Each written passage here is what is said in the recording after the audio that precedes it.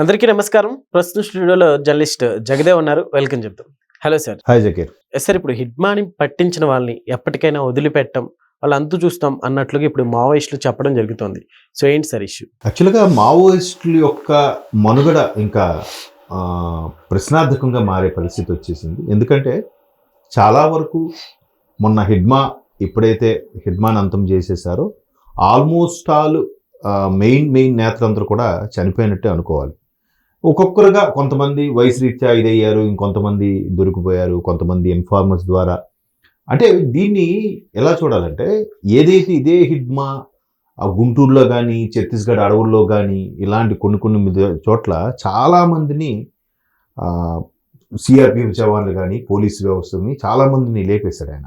అంటే ఒక guerrilla operations అంటారు, గెరిల్లా లాంటి ఆపరేషన్స్ చేసి చాలా పవర్ఫుల్ లీడర్ హిడ్మా అనేవాడు.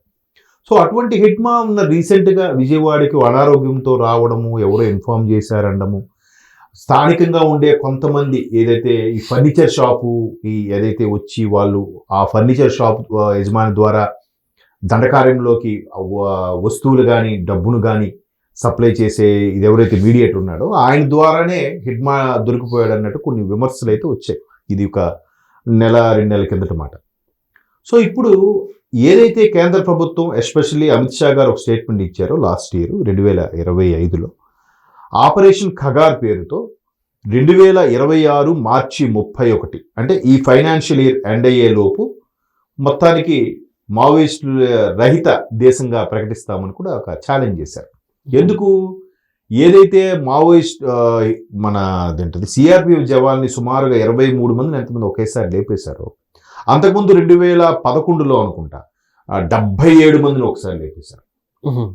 ఇది ఎక్కువగా ఈ ఛత్తీస్గఢ్, ఒరిస్సా, తెలంగాణ, ఆంధ్ర ఏఓబి అంటారు, ఆంధ్ర ఒరిస్సా బార్డర్ అంటారు ఏఓబి, ఈ ప్రాంతంలో ఎక్కువగా ప్రభావం ఉండే మావోయిస్టు ప్రభావం ఉండే ప్రదేశాలు.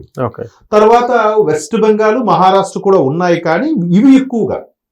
పైకొచ్చి ఇక్కడ మనం గమనించాల్సింది ఏంటంటే ఈ మావోయిస్టు ఏదైతే ప్రభావిత ప్రాంతాలు ఉన్నాయో బంగ్లాదేశు, ఒరిస్సా, మధ్యప్రదేశ్, ఛత్తీస్గఢ్, ఏపీ, తెలంగాణ, మహారాష్ట్ర, వీటిలో అగ్రనాయకులందరూ కూడా తెలుగు వాళ్ళే. ఎక్కడికి వెళ్ళినా తెలుగు వాళ్ళ ఆధిపత్యం అనేది బాగా ఉండేది, ఎస్పెషల్లీ మావోయిస్టులో. అంటే అప్పట్లో ఒక కథనం దీని గురించి రాసేటప్పుడు కూడా మా సీనియర్ జర్నలిస్ట్ వాళ్ళు రాసినప్పుడు దాన్ని నేను ప్రజెంట్ చేయడం అది చేసినప్పుడు నాకు చిన్న ఐడియా ఉంది. సో తెలుగు వారి యొక్క ప్రభావం వల్ల కూడా ఎస్పెషల్లీ వెస్ట్ బెంగాల్ వాళ్ళు, ఒడిస్సా వాళ్ళు అది డైజెస్ట్ చేసుకోలేకపోయేవారు. మేబీ అలాంటి కారణాల వల్ల కూడా కొంతమంది ఇన్ఫార్మర్లకు ఇన్ఫార్మ్ చేసి దానివల్ల కూడా లొంగిపోయే పరిస్థితి వచ్చింది.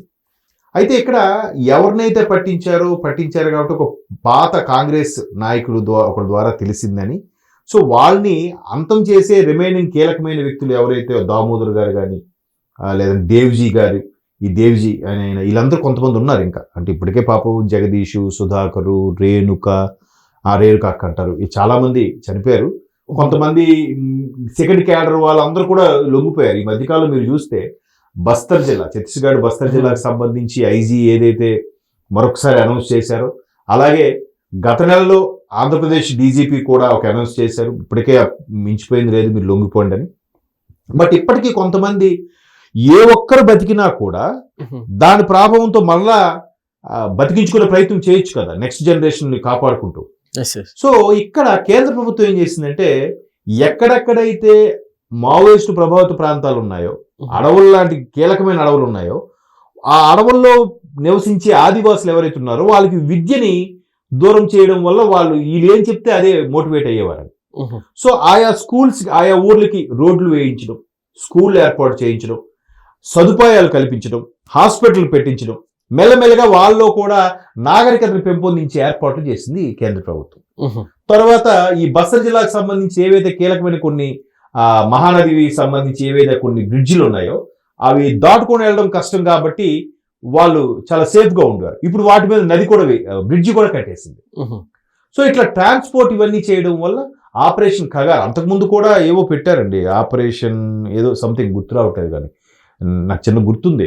కేంద్ర ప్రభుత్వం అప్పుడు కూడా కొన్ని ఆపరేషన్ పేరుతో పెట్టింది.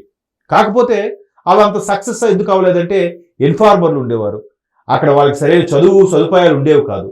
అనారోగ్యం వస్తే చనిపోయేవాళ్ళు.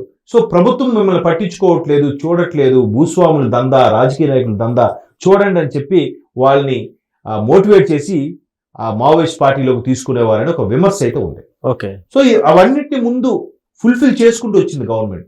వచ్చింది కాబట్టి అంత ఛాలెంజ్గా 2026 మార్చి 31 కల్లా పూర్తిగా మావోయిస్టులు మట్టు పెడతాం అని ఒక ఛాలెంజ్ చేశారు. ఇంకోటి కూడా ఏంటంటే ఇదే మావోయిస్టులు తీవ్రవాద సంస్థల ద్వారా దాన్ని ఏమంటారు ఆయుధాలు సేకరిస్తున్నారని, లేదంటే వీళ్ళు కొన్ని సందర్భాల్లో వాళ్ళకి అందజేస్తున్నారని ఒక విమర్శ, ఒక వార్త కూడా ఉంది.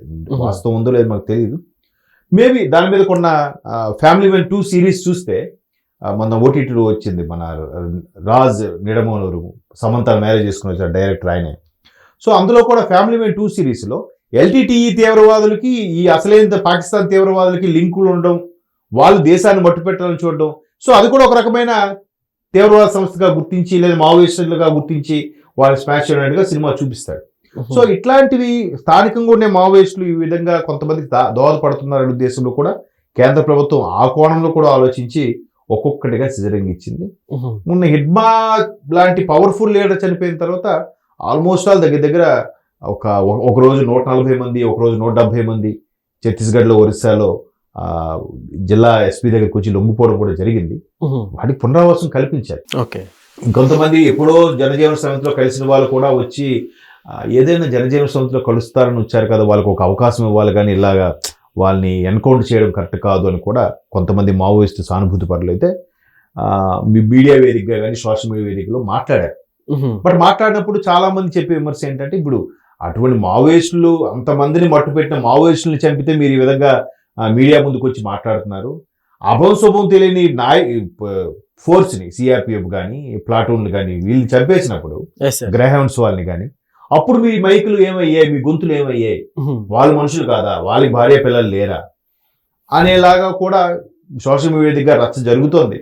బట్ ఏదేమైనా మావోయిస్ట్ అగ్రనాయకులు అందరూ కూడా ఇదైపోయారు. ఇప్పుడు ఆల్మోస్ట్ ఆల్ ఇంకా 4-5 అగ్రనాయకులు ఉన్నారంట, మన దామోదర్ కానీ దేవ్జీ కానీ వీళ్ళంటి వాళ్ళు. సో వీళ్ళకి కూడా గడువు పెట్టింది. ఆ గడువులో లొంగిపోకపోతే ఇంకా కేవలం 90 రోజులే ఉంది. 31 వరకు అంటే ఇవాళ ఆల్రెడీ 3 తేదీ 4 తేదీ అంటే ఇంకా 88 రోజులు ఎంతో ఉందంతే. ఈ 88 రోజుల్లో పూర్తి స్థాయిలో మావోయిస్టుల్ని అంతం చేయగలదా, ఆపరేషన్ ఖగార్ అనేది సక్సెస్ అవుతుందా, లేదా గతంలో కొన్ని ఆపరేషన్స్ పెట్టారు దాని ద్వారా విఫలమవుతుందా అనేది కూడా చాలా మంది డౌట్ పడుతున్నారు. బట్ ఆల్మోస్ట్ ఆల్ అగ్రనాయకులు అందరూ కూడా ఇదైపోయారు. ఇంకా శక్తి లేదు, పైగా ఆలోచన విధాన శక్తి కూడా తగ్గిపోతుంది వయసు మీద పడే కొద్ది. సో దండకార్యంలో ఉండడం కూడా కొద్దిగా ఇబ్బందికర పరిస్థితులే. ప్రస్తుత కరోనా లాంటి మహమ్మారులు వచ్చిన తర్వాత ప్రతిదీ కూడా రకరకాల డిసీజులు యాడ్ అవుతున్నాయి. సో మేబీ అగ్రనాయకత్వం లేకపోతే ఇంకా నడిపించేవాడు లేకపోతే నడిచేవాడు ఎక్కడ ఉంటాడు, అసలైన నాయకుడు లేకపోతే. చూద్దాం మరి కేంద్ర ప్రభుత్వం అనుకున్నట్టుగా మార్చి 31కి సక్సెస్ఫుల్గా అది పూర్తి చేస్తుందా, ఇంకా ఏదైనా కొన ఊపిరితో ఉంటుందా అనేది మనం చెప్పలేం. Okay sir, thank you.